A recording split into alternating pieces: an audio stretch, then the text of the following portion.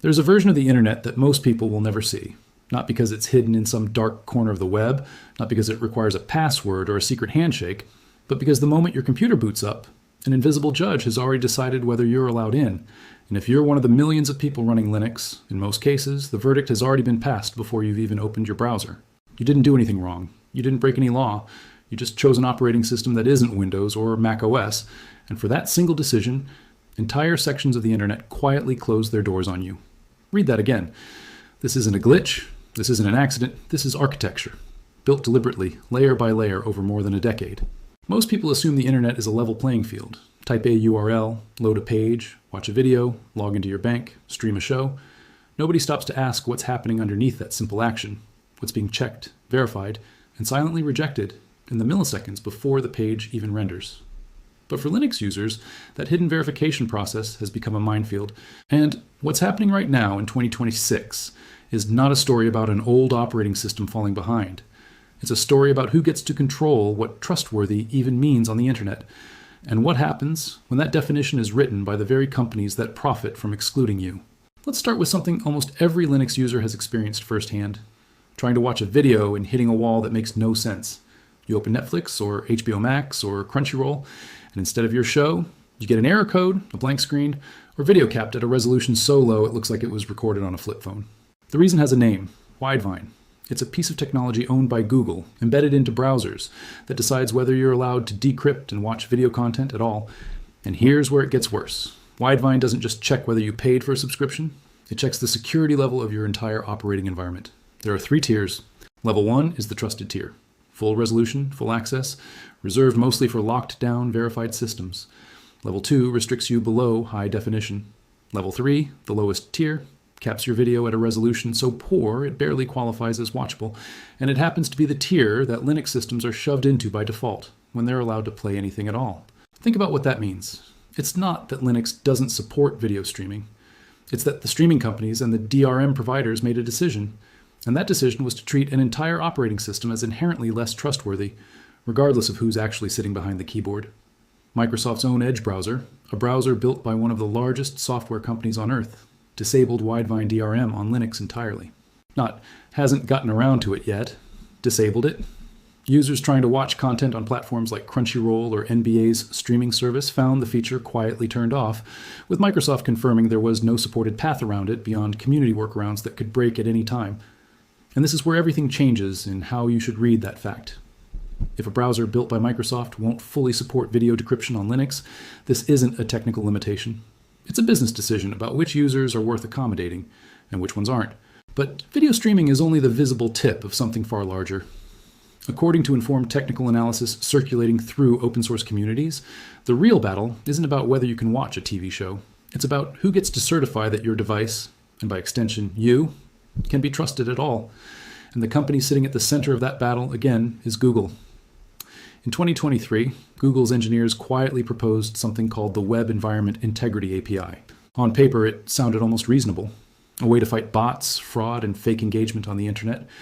But peel back the marketing language, and what it actually described was a system where, before a website gave you any data at all, your browser would have to contact a third-party server and prove that your operating system, your bootloader, and your browser were all unmodified and approved. If you passed, you'd receive a cryptographically signed token unlocking the content. If you didn't, silence, rejection, no access. Here's where you need to slow down and actually absorb what that architecture implies. The verification wouldn't start at the browser, it would start at the hardware level.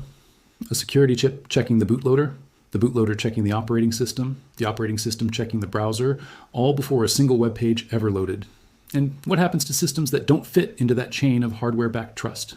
Custom Linux builds, modified Android phones, open source browsers built by small teams instead of trillion-dollar corporations.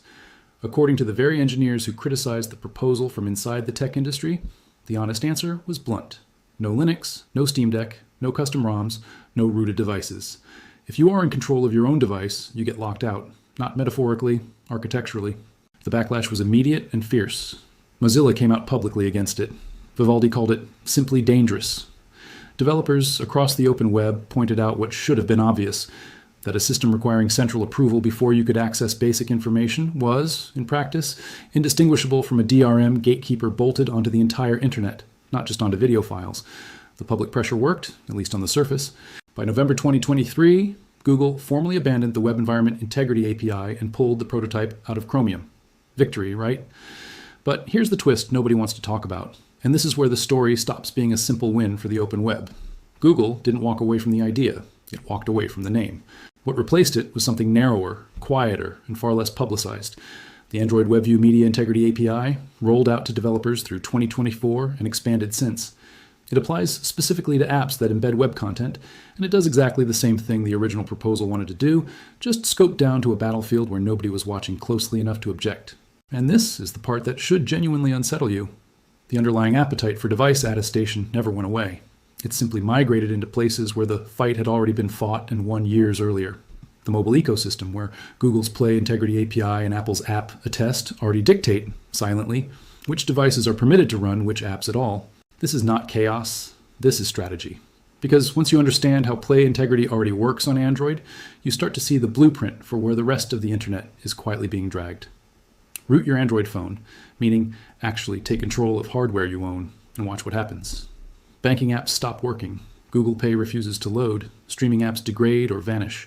Even games as innocuous as Pokemon Go and Mario Run check your device's integrity status and can lock you out for the crime of having modified your own property.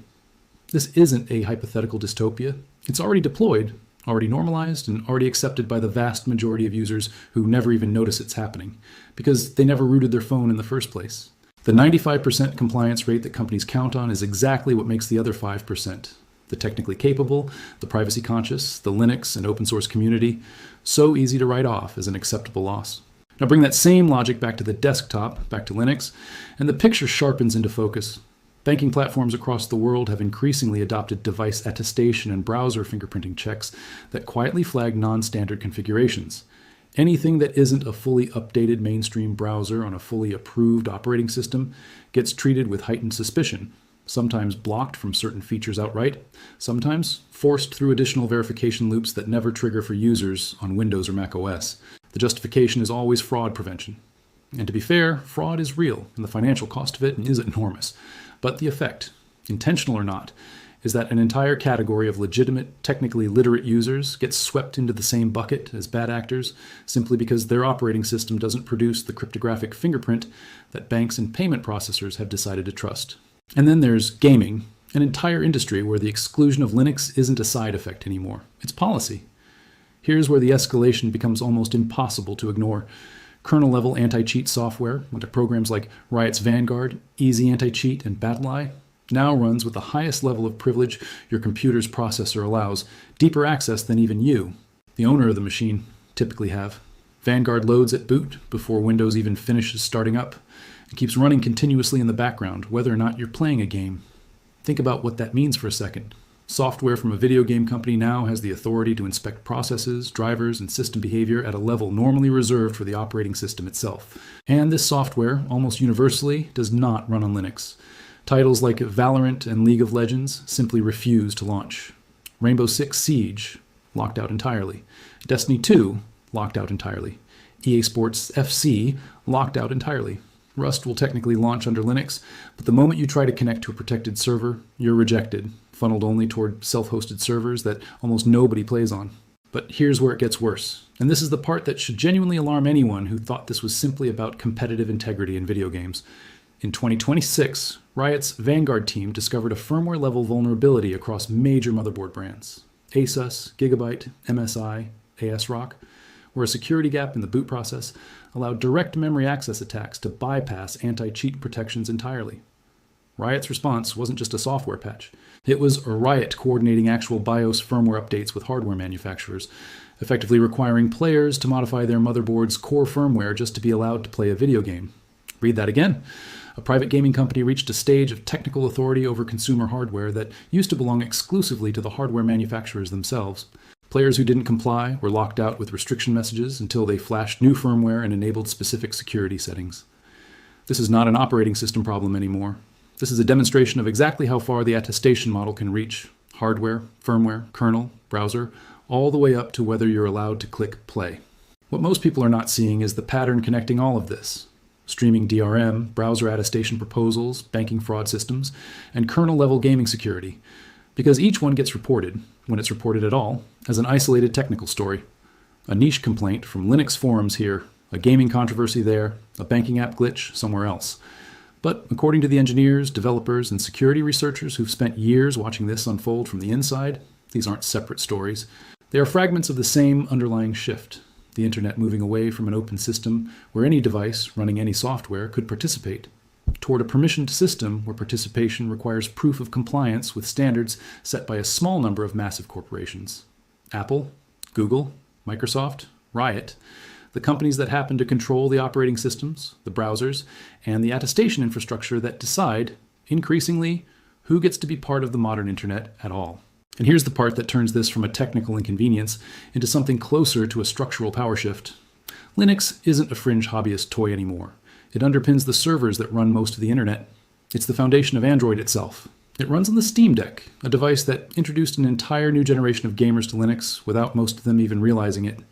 Valve's own push toward Linux gaming through Proton compatibility layers has been one of the single biggest forces expanding Linux's real-world footprint in the last 5 years. And yet, even as Linux adoption climbs in exactly the spaces where mainstream users now encounter it, gaming handhelds, cloud infrastructure, developer machines, the attestation walls keep rising in parallel, almost as if the growth of Linux and the tightening of exclusionary technical standards are locked in a slow-motion arms race that most users never even notice is happening around them. Because here's the uncomfortable truth underneath all of it. The justification for every single one of these systems sounds reasonable in isolation. Widevine exists to stop video piracy. Anti-cheat exists to stop cheaters from ruining competitive games.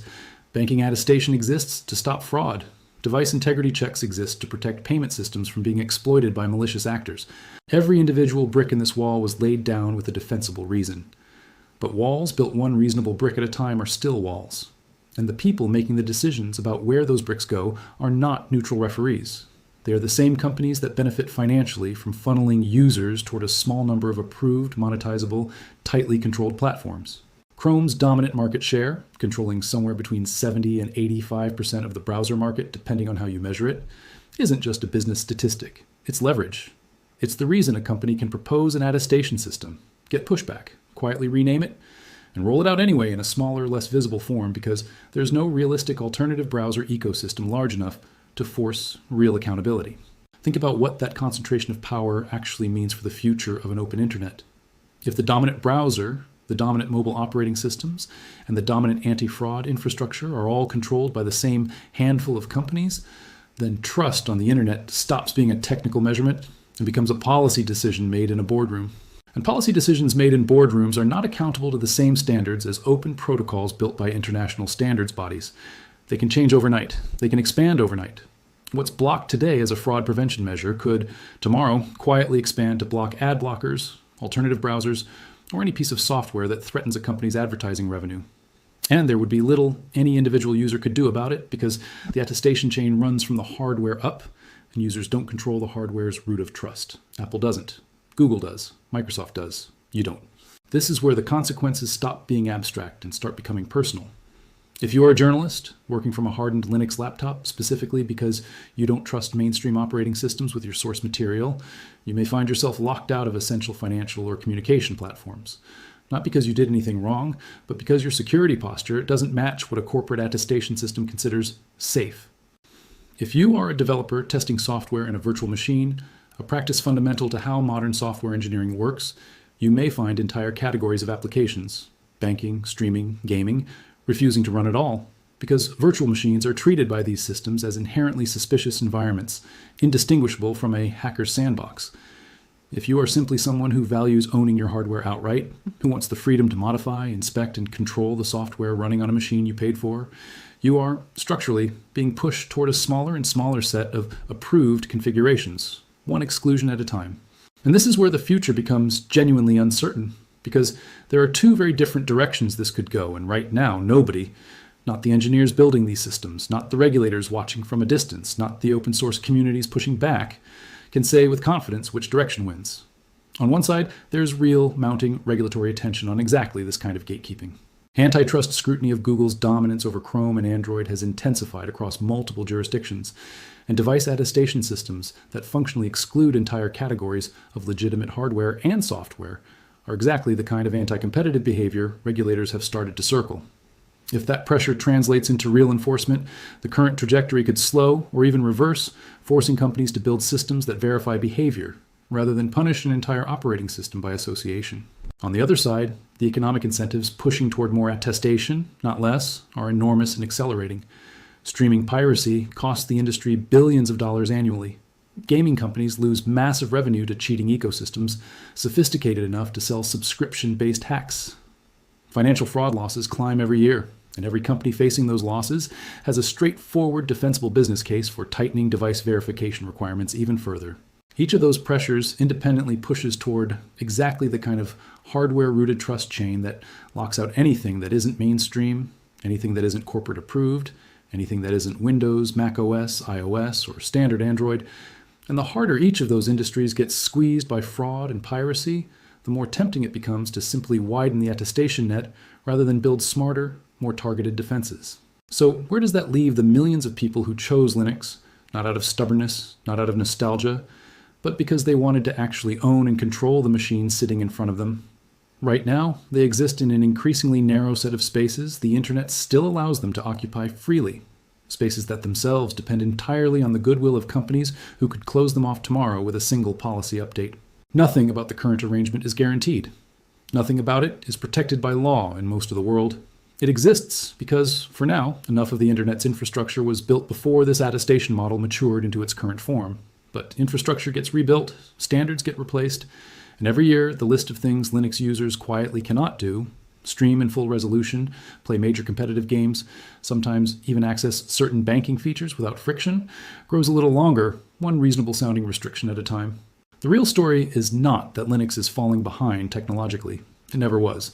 The real story is that the internet is quietly reorganizing itself around a permission structure controlled by an extremely small number of companies, and the operating system you choose has become one of the clearest signals of whether you fall inside or outside that structure. So the question worth sitting with isn't whether Linux will ever catch up. It's whether the open internet, the one built on the idea that any device running any software should be able to participate freely, still exists in any meaningful form, or whether it's already been quietly replaced by something that only looks the same from the outside. And if that replacement is already underway, the only real question left is how much further it goes before enough people even notice it happened.